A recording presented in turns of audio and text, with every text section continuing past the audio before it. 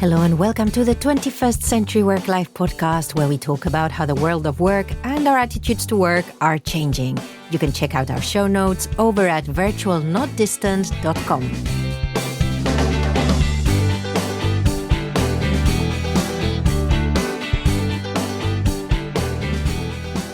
Hello and welcome to another episode of the 21st Century Work-Life podcast, where we talk about how the world of work and our attitudes to work are changing. And this is another guest episode. I'm your host, Pilar Orti, and I am really happy because I have a very good friend of mine on the show today. So I feel like podcasting is so great. I get to meet new people and I get to reconnect with others. So as I've been doing recently, she's a very interesting guest today because she has nothing to do with the world of remote or the future of work. She actually comes from a completely different industry, and we've known each other from a completely different life to the one I usually share on this show. So as always, do you just want to say hello to listeners first? Sure. Hi, Pilar. I am Kate Rance, and I'm very excited to be talking with you today. Yes, and to be recording, we're talking and recording. I know. Because listeners, I know Kate from way when she was back in London, and we were both in the theatre industry and working on lots of projects together. And we used to talk, but we used to talk over cafe at Valerie's, didn't we? We did. I would always have almond croissants, I remember. What did you always get? I've forgotten. Probably a plain one, because I did like the plain croissants. Yes, I don't know what's happened to that chain. That's the coffee landscape in Soho has changed so much in the last 20 years. Tragic. Yes. Anyway, now we have our coffee. So when we hang out, usually we used to until very recently on Skype, which was fine. Mm-hmm. But you, of course, now are I understand you do lots of things. And actually, I went to your website, katerance.com, and I was just blown away because I've never done that before, I think. Oh, bless you. By all this stuff you have done. So you describe yourself, or at least in LinkedIn, as a production designer. So is that how you usually describe yourself? And what does that mean? To be honest, it varies a bit depending on context. As you know, my career has been a bit all over the place. And my background is in theatre, where I would call myself a set designer because that's predominantly what I do. But since I transitioned into working in film, that job is usually production designer, which means that you're head of the art department. You're in charge of the sets, the props, basically everything that you see on screen that isn't a costume would be the purview of the production designer. But there's some variation in industries. If you work in commercials or if you work on editorial shoots, for example, that job tends to be called art director. But production designer is predominantly what I'm called if I work in film. What did you say? Shoots? Editorial shoots? Yeah, if you do, say, magazine shoots or if you work on commercials, those industries tend to have the kind of all-encompassing term of art director. But production design is what we call it in film. Yeah. And you're based in New York now? I am, yes. I've been here for, oh my Lord, 15 years. 15 years. Already? Good heavens. Wow. I know. I don't entirely know when that happened. Yes, 15 years.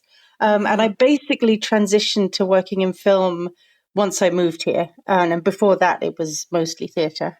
Well, I think that the answer is invariably for a lot of this then going to be it depends, because it sounds like all your jobs are probably very different and encompass different things. Mm-hmm. But what kind of jobs do you do? So you've already mentioned like editorial shoots and films. What are some of the things that you can tell us about? I suppose my bread and butter now is working in film, doing production design. I've also done some commercials. I've done some video and editorial shoots. I've also done some working in events. And I still work in theatre, which honestly it's the thing that I always come back to. And it's the thing that I miss the most if I don't do it for a while.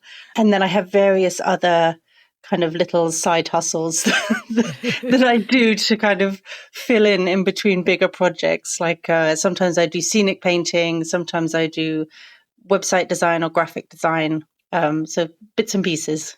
Yeah, I think that's also one of the things we always had in common is we do lots of little different things, some of Yeah. which you understand why they go together and sometimes a bit more difficult to see. Some make no sense. And I think it's much more usual over here in New York, at least, for people to have these kind of portfolio careers where they do a lot of different things, that some of which intersect and some of which don't. That seems to be a lot more usual and accepted over here. Do you think that that is location or do you think it's time? As in, I think maybe now it's a little bit more acceptable here, but have you always seen that there's been that difference between countries? I think there is a difference, but I think it's also shifted. Mhm. I used to find that depending on the context, I would want to present myself very differently. So I had a separate CV for film work. I had a different one for theatre work. I had a different one for graphic and web design. And it was almost as if I had to pretend that I had these careers in isolation because you didn't want to give the impression that you were spreading yourself too thin or that you weren't dedicated to one thing. And I think that's definitely shifted. And now I feel like I'm able to present my kind of portfolio of work as something that has lots of intersections and where one kind of work can really inform another. And I'm able to present it in a much more positive way and not in a way that's just kind of apologetic. I love that. That I find that as well, and I wonder whether the social media presence has had a lot to do with that. Just to give you an example, a friend of mine had almost two identities as a professional. One, she was working in a corporate, very traditional corporation, and the other one, she wanted to work with NGOs, and I think she had two different LinkedIn profiles for that very early on because of that. But actually, now I'm thinking, even if you tried to hide in the most just soft way, one part of your work from others, well, a quick look at your LinkedIn profile might just tell us exactly all the stuff you've been doing. That's true. And I also used to have two different websites. I had one website for film and theatre work. I had another one for web and graphics, and never the twain would meet. But I think it's definitely changed. And I feel very strongly that actually if you are somebody who likes to work in a lot of different media, that it's really a strength. And I think when I bring some of my theatre skills to my film work, it makes me a more interesting designer, and vice versa. I think there are things I take from film that I can bring to working in theatre. And I think the fact that I paint informs some of the decisions that I make when I'm designing. I think that's much more accepted now, that's a legitimate kind of career path rather than just a failure to focus on one thing. Yeah. I wonder as well with now the fact that it is easier to move jobs than before. And by that, what I mean is that the information is more accessible to us. So if I wanted to go and look for a job in New York, before it would be a nightmare to find out what opportunities were there. I would, of course, have to go there. I mean, my husband came to the UK to look for work for a period, and he had to be here really to understand what was going on. Whereas Yes. I wonder now, I could look at, I could reach out on LinkedIn to access a whole network that might have to give me access to a network there. I could go online. I mean, everything has shifted. So I wonder as well whether in the fact that it is easier to change jobs, it also might become more acceptable to have a broader collection of work as well. Yeah. Definitely. And I think as more people come out as being much more intersectional designers who do a lot of different things, it makes it a lot easier because we all have that context of understanding what that is, rather than I'm trying to be two different people in two different industries. I think that's become something that we can comprehend now because we can see it. We can see people that are doing it. Yeah, nice. So let's go back to some of your film production design work, because I know that sometimes. So listeners, Kate is the person who's produced, in a way, the website, the virtualnotdistant.com website. We've worked together to merge the images with the cartoon. She's just made it all look really nice and pleasant. and in fact, if you go to adventuresinpodcasting.com, you will see Kate's work there as well. So those are we still work together like that. So I know, Kate, that every now and then you will say, "Oh, I'm really busy this month, but I'll have time this time." So, but I've never, because we're always talking work, because we don't have Valerie's anymore. No. I'm not quite sure how this works. So just maybe pick one of the projects, just so that we understand like one of the roles that you take on, and just take us through what that would look like for you. It's very different depending on the industry. So to take the example of what I'm working on right now, I'm working on a stage production. It's a production of Steel Magnolias that's going to be at the Kirkwood Performing Arts Center in St. Louis in the summer. But because the way theatre works is we have to do a lot of the design work, deliver a lot of those materials well in advance so that they have time to build the set, source everything that we need. So I'm right in the thick of that right now, even though that show doesn't actually open until June. So that's what I'm working on at the moment. What I love about theatre, and what is very different from working in film, is that I feel like the design process is really baked in. It's all the departments, everybody understands that having the space and the time to really work on something is just an integral part of the process. And sometimes it's months of meetings, of research, of kind of throwing out initial ideas and sketches, of playing around with the model, and meetings with the director to kind of work out what it is that they're trying to draw out from the source material. And that's baked in. That's part of the process that we all engage with every time. So by the time you get to the point that I'm at now, where I'm working on an AutoCAD version of the set, I'm working on drawings, I'm working on renderings, but we've gone through a lengthy process of months of talking about this production and figuring out everything that we want to do with it. And I love that, because that's a luxury that you really don't get in other industries. By contrast, working in film, it's so quick. Even if you're involved in pre-production, which sometimes you are, depending on your level of involvement, there's a point at which there's kind of a point of critical mass before which you can't really make any decisions, because often until that point, you don't know where you're going to be shooting. You don't know if it's going to be built sets or location work. There's so much information that you don't have, that you have to reach that point before you can really get into the nitty-gritty of designing the piece. But that's such a short span of time. From that point, you often only get a few weeks of prep until the point where you're shooting it. So it's so abbreviated compared with what I'm used to. And people always love to say that on a film set, time is money, but it's true. Often the decision that you have to make is the one that's the most efficient, because film sets are huge, lumbering beasts with hundreds of people. So you can't be ponderous about anything. You have to make good decisions, and you have to make them quickly. And theatre, by contrast, you just have this luxury of time to really steep yourself in a project. And that's kind of what I love. And that's what I miss when I don't do theatre. So you mentioned time is money. So do you think there's anything else that contributes to this fact that that loads of decisions have to wait till the last minute, and that you don't have as much time around it? How does that? Why is that? Why is it?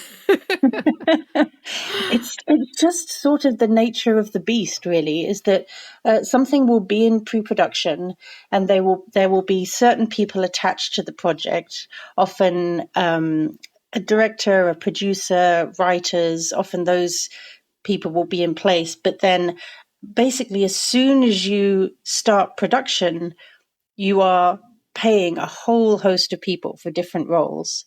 So, and as soon as that happens, you're essentially on the clock, and then every day is costing money. So as much as probably everybody on the production would love to have 3 months Yes. of pre-production and prep to get everything exactly the way they want it. It's just not realistic. It becomes about making good decisions quickly, which feels very different. Yes, and in contrast, is theatre on a fee based? I mean, why can they afford you? How does money come into this decision then compared with theatre? It's just very different because the way that companies are structured. For months, we have what are called design meetings. So it will be the producers, but the director, the costume designer, the lighting designer, the set designer, a kind of core team of people who are working on the production.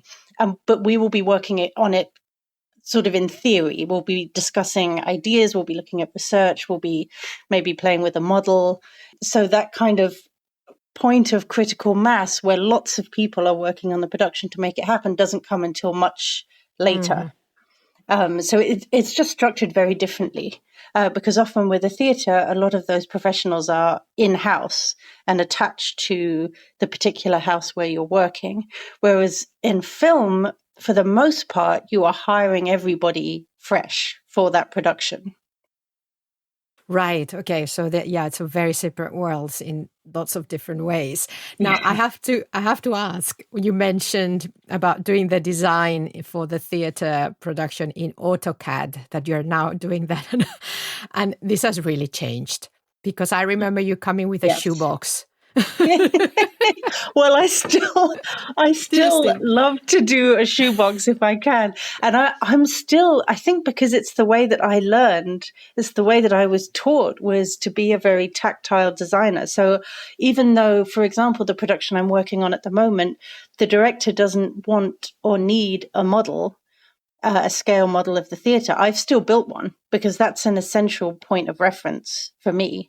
And until I see those pieces in front of me in a very tactile way and I can kind of move things around and look at the sight lines, it doesn't really feel real to me. So although I do have to deliver a 3D model actually it's Vectorworks, not AutoCAD, it comes from a physical model that I built with my own hands first, because that's how I was trained. And that for me is an important part of the process. I've seen that you've done some, I don't know how recently you did educational work, because I'm just also curious whether this is a generational thing as well, or if you see that younger designers, or you hear or work with or have seen and taught younger designers, do they have a similar process? Like, do they also use the tactile and the 3D models as well as the virtual ones? I think the building a model, it depends a lot on the directors that you work with.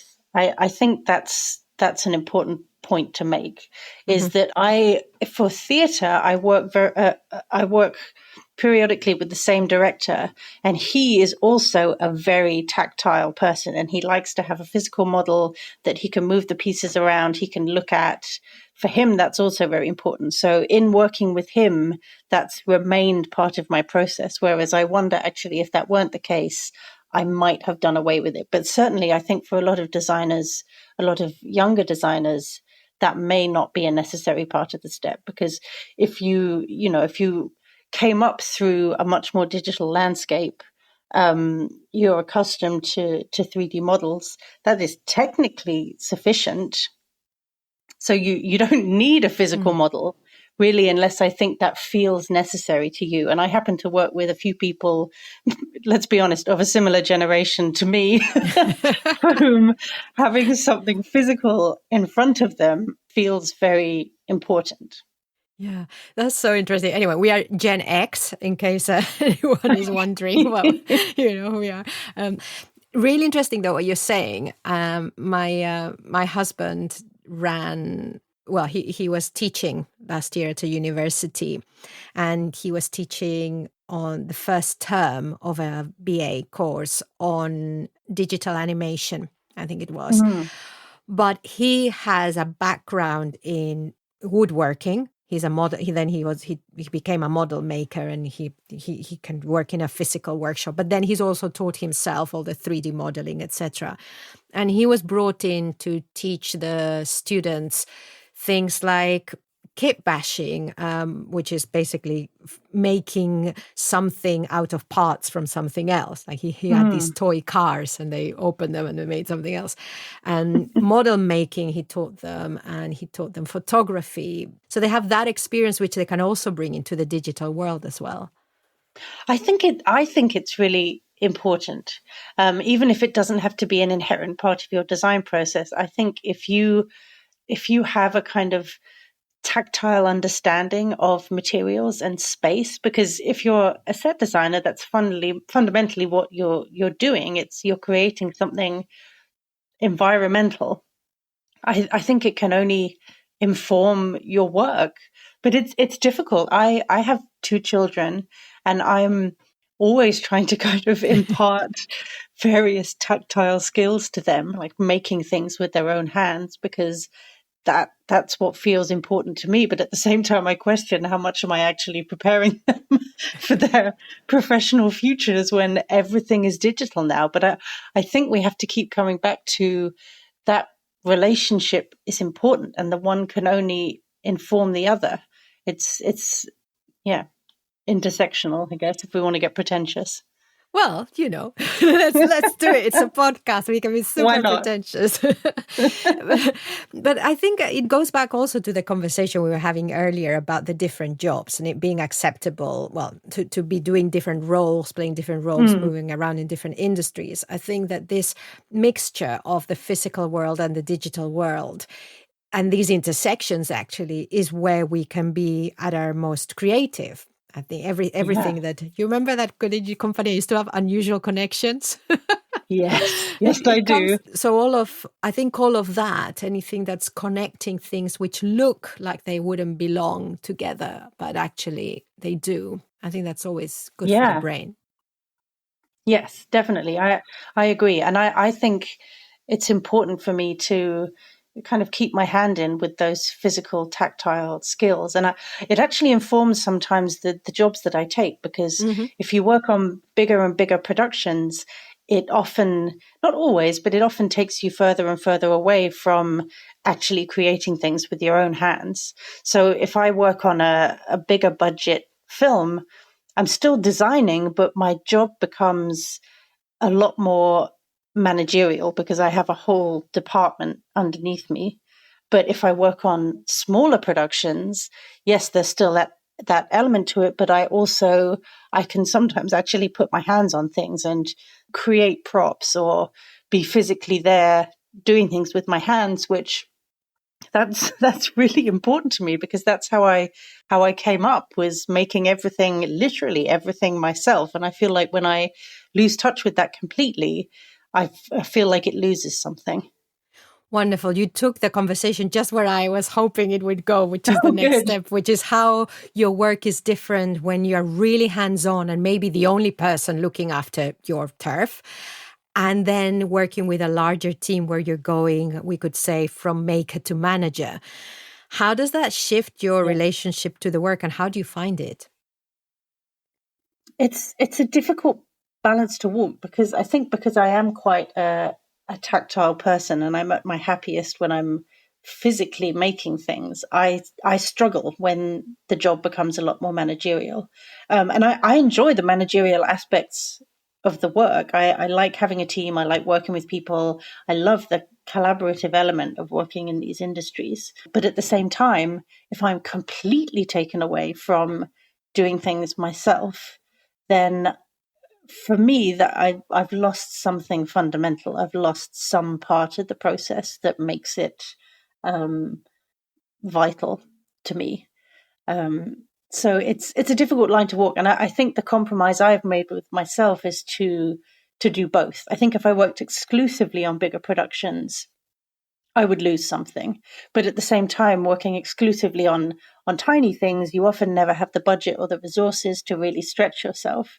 So it's a difficult line to walk. But I think that's the benefit of doing a lot of different types of work, is that when I work on something bigger with a big budget and a big team, there's a certain satisfaction in that to me, because when I'm working on something tiny with no budget, that, those are the things that I don't have. So it kind of enables me to always enjoy the unique aspects of whichever project I'm working on, because inevitably it was completely different from whatever I did before, and it'll probably be completely different from whatever it is I do next.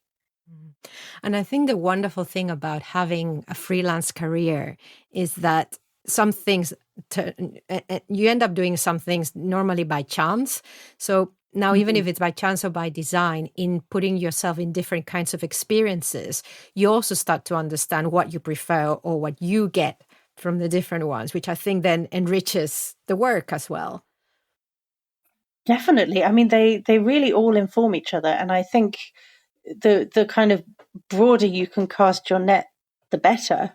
And I mean, I don't know that I can hold up my career as as an example of how one should do it, because I think there's certainly something to be said for more dedication in a particular direction, but I'm simply not wired that way. So for me, this has just always made the most sense, and for me, it works. I think that's why we've always got on so well as well, because Yes, it's very definitely. similar in that way. Um, what was I going to ask you? I was around that. Oh, you asked something about how it had changed in the last few years, which I Yeah. don't think I answered. Oh, Was that it? no, but you can actually.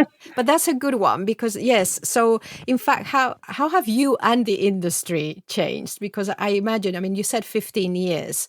So have you Mm. noticed any significant changes in both? Let's stick to the theater design and the film production design. Yeah, I mean, yes, broadly, things have changed a lot. I mean, there have been various challenges. Firstly, in the pandemic, I think a Mm. lot of people, for one reason or another, left the industry during the pandemic because there wasn't work. Living in New York, employment aside, is challenging anyway. So I think a lot of the landscape changed just because a lot of people moved into different areas. And then over here, we've had the various strikes.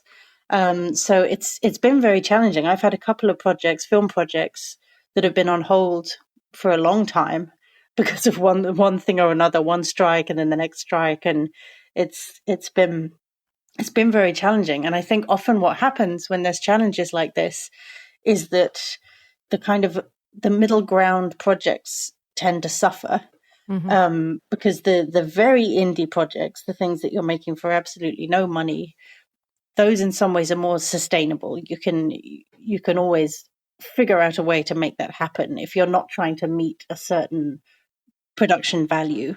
That gives you a lot more freedom in some way. And then the big budget studio productions, those are always going to happen because that's, those are the engine of the industry in some way. But then the middle ground, which is that's kind of my sweet spot of when I tend to operate. Those are the projects that often get squeezed out when the industry has challenges like this, because people don't want to put their money into things that don't have definite returns. And I think broadly that's often the case when there's economic challenges, is the arts tend to lose out. And I think the way that kind of manifests itself in theatre as well is that you lose a lot of the slightly riskier, more inventive work that might have happened otherwise. And the same thing's happening in theatre, is that a lot of the kind of weird, wonderful indie work is struggling because theatres have lost a lot of their audiences. So you're seeing a lot of crowd pleasers. And in the film, that's manifesting itself in, money's going into blockbusters, these huge juggernaut productions that have hundreds of millions of dollars. But the smaller guys, that's what's suffering. Have you seen any change in how the films are being shot? So, for example, I follow a lot the indie writers space, and I was listening to a Mm. conversation the other day with someone who, with £30,000, I think, or dollars, but a very small amount, had managed to turn their book into a film. They'd created Mm. they produced it themselves. How are you seeing that? Is that affecting your work at all, or how you work, or the kind of productions you work with, or actually you haven't really come into this even smaller budget kind of films? No, I certainly have, and it's always a difficult choice. There's a production that we're kind of involved in very early pre-production at the moment, and it's a big choice at the moment actually whether to try and hit a certain funding goal that would take the film to a certain tier. That's how we Hmm. refer to it, or whether to keep it very small and indie because when you're very small and very indie, in some ways you're a lot more flexible. And as soon as you get into certain tiers, then you have fewer options. It's also the question of do you try and get a star attached to your project? Because if you get a named actor with a bit of clout attached to your project, that comes with certain great advantages that will make it much easier to get your film into festivals. It will make it much easier to get a distribution deal. But that means a certain chunk of your budget is going to go to paying that person. It also means then you have to kind of have a certain production value across the board to accommodate having somebody of that caliber on the project. So you can sort of argue it both ways. There's something to be said for being kind of small and limber and adaptable, but then you're going to have struggles further down the line when you're trying to get that project seen, when you're trying to get it distributed. So it's always a decision that has to be made, and Mm. there's implications whichever way you go. And how do you continue to look for work or be visible for work? What does that look like from you as the freelancer with all these tentacles out there? With the It's funny. paintbrushes and the stuff. Yeah. As you're talking about tentacles, I'm looking at my screensaver, which is this kind of moving tentacle octopus thing. Anyway, that's not relevant. Yeah. Well, I think that the truth is that working in the industries that I do, it's very much word of mouth, and it's predominantly because so much comes down to the relationships with producers, the relationships with directors. So in the theatre, if a director finds a designer that they like and they find working with them easy and pleasant, they are going to want to take that designer with them. They're going to want to work with the same person over and over. And similarly in film, if you are pleasant to work with and you deliver good work on time and on budget, Hmm. then people are going to want to work with you again. So I think it's just been um, a lot of repeat custom, I suppose, of finding teams and production companies and directors that I like to work with, and then hopefully repeating that experience down the line. Yeah, I totally get that because one of the things with you as well, especially when we come to do a work design, you know me so well as a person. Like the last rehash of the Virtual Not Distant website was, well, from my point of view, it was really easy because you knew what I wanted to do. You knew what I wanted people to think. You know me. It's a website now that reflects me. You know me. It was so easy. Yeah, and the same when we work together. I suppose you build a language, you build a body of work together as well, which you Yeah. can refer to and cross over. Yeah. Yeah, and I think a mutual trust is really important because when you work with a designer, you are trusting them to make good decisions and to reflect the things that you want to reflect and to create a good environment for what it is you're trying to put forth. And I think there's so much trust in that when you have a good experience with somebody, of course you want to replicate that. That's everything in some ways. Hmm. Are you ever on? Do you go to the shoots then when you're doing the film? Especially, are you watching what's happening there, or is it pretty much okay? It's done. Everything is in its place. How does that work? It It varies. On bigger things, it tends to be that you will be there for what we call establishing shots. So often, not always, but often the first thing that you will shoot of any particular scene is the wide shot. And that's called the establishing shot because that's the first time you establish where everything is, where everybody is in relation to each other. So often the designers will stick around for the establishing shots, because once that is established, you can't change anything because you've seen it on camera and you're going to cut all of those different shots together. So nothing can be different in between those shots. So that's often what we'll do is we'll stay there for the establishing shots and then we'll be off working on the next set or working on, whatever is next up. Because if you're shooting a feature film over the course of, say, 6 weeks, it is a breakneck pace of work. And you always have to be thinking a week, 2 weeks ahead and planning, because it's a very intensive process.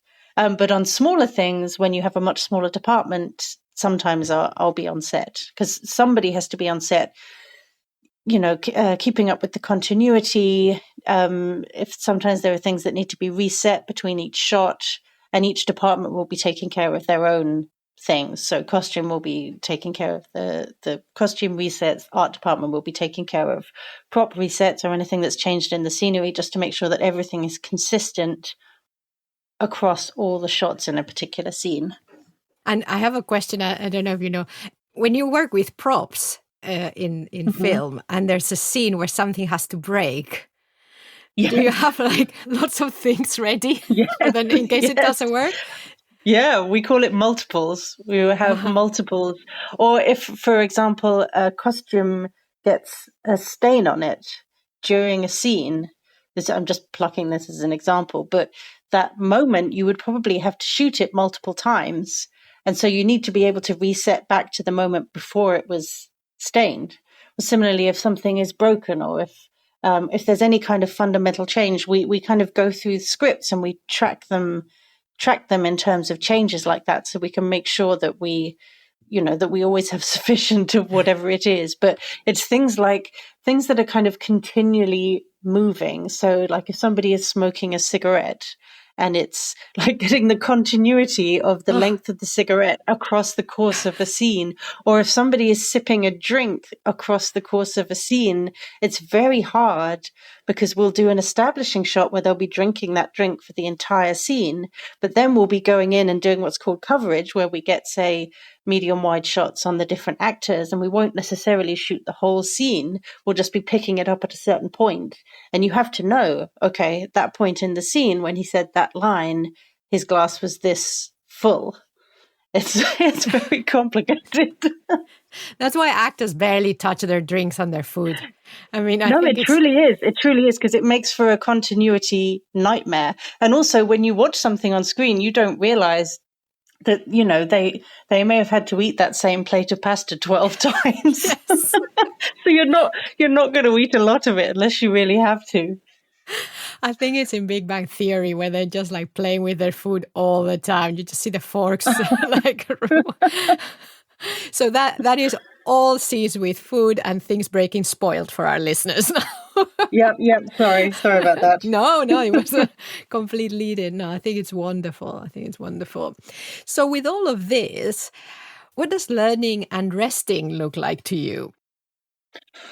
Oh, Lord, that is a difficult question to answer. And it's something, truthfully, I've always struggled with, because I think particularly if you're freelance, there's this sense that you always have to be available.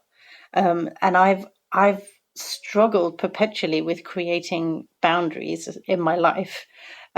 Even since I've had children, I've struggled with it. And but I think actually during the pandemic, I think it kind of forced me to reset a little bit, and I've become much better at, say, not answering emails at the weekend unless it's really necessary, or trying to switch off at a certain point in the evening, assuming I'm not on a shoot or something. And I've got much better at it, but I won't lie, it's something that I struggle with. I've always struggled with. And it's really just as well that my husband isn't also freelance, because otherwise it would be a nightmare. Yes. One of us at least works semi-regular hours. Yeah. And the learning part, I mean, to be honest, is that something that you think about, your own development and how you're progressing, or actually you're learning so much on the job through different experiences that maybe you don't Yeah, even think about it? I think it's the latter, which isn't to say that I don't learn things, but I think it tends to happen kind of by necessity, organically, because I do such a diverse range of things. I think every project that I've ever done, there's been something that I haven't known. So, if, for example, if I'm working on a film and it's a period film, I have to temporarily become an expert in 17th century furniture, which I probably previously didn't know anything about. Yeah. And then, the next project up is I'm working in the theater, and we're doing the last show I did was a very technical piece that had a lot of lighting built into the set, and I had to gain a lot of knowledge about how that worked so that I could work out how best to design for it. So I think every project brings something, and I think it enables me to come to every project with a lot of humility, because I know that I don't know anything. I know some things because I've been doing this a long time, but just because I did one thing, it doesn't mean I'm going to come to the next with any degree of expertise. It's always something new. And so I think having that mindset is helpful. And I like working with other people that are like that have a kind of foundation of knowledge, but accept that you're coming into something probably not knowing everything, and knowing that there's going to be things that you're going to have to figure out as you go along, because that's just the nature of it. Nice. Good. So I'm going to invite listeners to visit your website. But meanwhile, maybe you can think if there's anything else that you'd like to say to our listeners or to me. But listeners, do check out katerance.com, and you can just see the portfolio, the amazing portfolio of work that Kate has built over the years. And if you go into the theater thing and if you scroll far down enough, I found our productions. Yeah, they're in there. They're in there. Yeah, if you want to snoop on some of Pilar's early work, Oh, wow. it's on my website. Anything else you want to add, Kate? No, I think only to say, probably if you're interested, look at my website rather than my LinkedIn, because I really desperately need to update my LinkedIn. That's a very good thing to remind people that not everyone is on LinkedIn all day. Yes, well, it's true. My industry, I think everybody has their IMDb page, or everybody has their Broadway World page, and LinkedIn is there, but it's less prominent than I know it is in other industries. Excellent. Well, Kate, this was so much fun. Don't hang up yet. Thank you for the experiment of using your phone for the platform. I think it's worked very well. So good. I'm glad it worked. But thank you so much, Kate. That was delightful. Thank you. This was great. Thanks, Pilar. A big thank you to Ross Winter for polishing the audio of this episode. And thank you, listeners, for choosing to listen to the 21st Century Work Life podcast. Remember to subscribe to the show on your favorite podcast app, and you can check out the full show notes over at virtualnotdistant.com/podcasts. Talking of podcasts, we have another show you can listen to, Management Cafe, which you should also be able to find on all podcast apps. I have been Pilar Ortiz. Wherever you are, whatever you're doing, enjoy.